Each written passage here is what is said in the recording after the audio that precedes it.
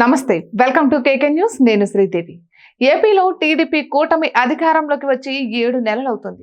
ఇప్పుడిప్పుడే అభివృద్ధి పనులు పట్టాలెక్కుతున్నాయి. అమరావతి రాజధాని నిర్మాణానికి ఉన్న అడ్డంకులు తొలగుతున్నాయి.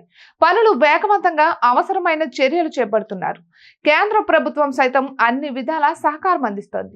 ఏకంగా బడ్జెట్లో 15,000 కోట్ల రూపాయల సహాయం ప్రకటించింది. ఇక ప్రపంచ బ్యాంకు నిధుల నుంచి సర్దుబాటు చేసింది.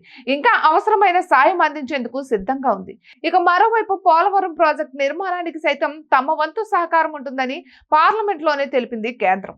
రాష్ట్రానికి రైల్వే, రవాణా ప్రాజెక్టులను సైతం మంజూరు చేస్తోంది. మరోవైపు రాష్ట్రంలో ఇతర ప్రాంతాల్లో అభివృద్ధికి సైతం కేంద్రం సహకారం అందిస్తోంది. ఇక తాజాగా విశాఖలో 2 లక్షల కోట్ల రూపాయల పెట్టుబడులతో చేపడుతున్న ప్రాజెక్టులకు శ్రీకారం చుట్టారు ప్రధాని మోదీ. ఒకవైపు పాలన చూస్తూనే అభివృద్ధిపై దృష్టి పెట్టింది కూటమి సర్కార్. ఇక అదే సమయంలో సంక్షేమ పథకాలను సైతం అమలు చేస్తోంది.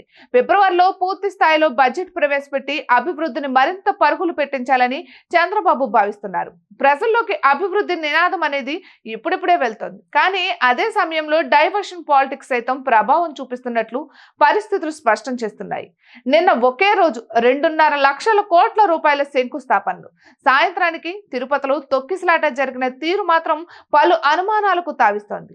తిరుమల తిరుపతి దేవస్థానం చరిత్రలోనే తొలి విషాద ఘటన ఇది. టీటీడీ చరిత్రను మసకబార్చే విధంగా ఈ ఘటన జరిగింది. దీని వెనుక విద్రోహ చర్య ఉందా అన్న అనుమానాలు కూడా ఉన్నాయి.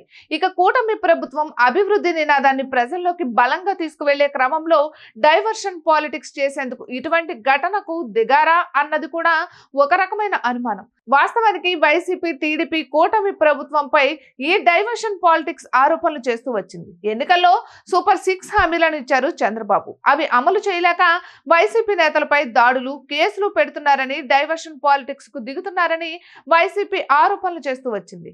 అయితే ఇప్పుడు అభివృద్ధి జోరుగా జరుగుతున్న తరుణంలో ఏపీలో డైవర్షన్ కోసం ఇటువంటి ఘటనలకు పాల్పడుతున్నారా అన్న అనుమానాలు కూడా ఉన్నాయి. ఇక 5 ఏళ్ల వైసీపీ పాలనలో సంక్షేమానికి అత్యంత ప్రాధాన్యం ఇచ్చారు. టీడీపీ కూటమి ప్రభుత్వం మాత్రం అభివృద్ధికి పెద్దపీట వేస్తోంది. ఇప్పటికే పల్లె పండుగ పేరిట గ్రామాల్లో అభివృద్ధి పనులు జోరుగా సాగుతున్నాయి. ఇంకోవైపు రాష్ట్ర వ్యాప్తంగా పాడైన రహదారులను బాగు చేసే పనిలో పడింది ప్రభుత్వం. పండగ నాటికి రోడ్లన్నీ అద్దంలా మెరవాలన్నది ప్రభుత్వ లక్ష్యం. ఇటువంటి తరుణంలో ప్రభుత్వంపై ఒక సానుకూలత ఏర్పడుతుంది. సరిగ్గా ఇదే సమయంలో తిరుపతిలో తొక్కిసలాట జరగడం ఒక అపఖ్యాతిగా మిగిలింది. ప్రభుత్వం అభివృద్ధి నినాదంతో సానుకూలత తెచ్చుకుంటున్న తరుణంలో ఈ ఘటన జరగడం అనుమానాలకు తావిస్తోంది. ఇటువంటి మరెన్నో వీడియోస్ కోసం కేకే న్యూస్ తెలుగు ఛానల్ ని సబ్స్క్రైబ్ చేసుకోండి.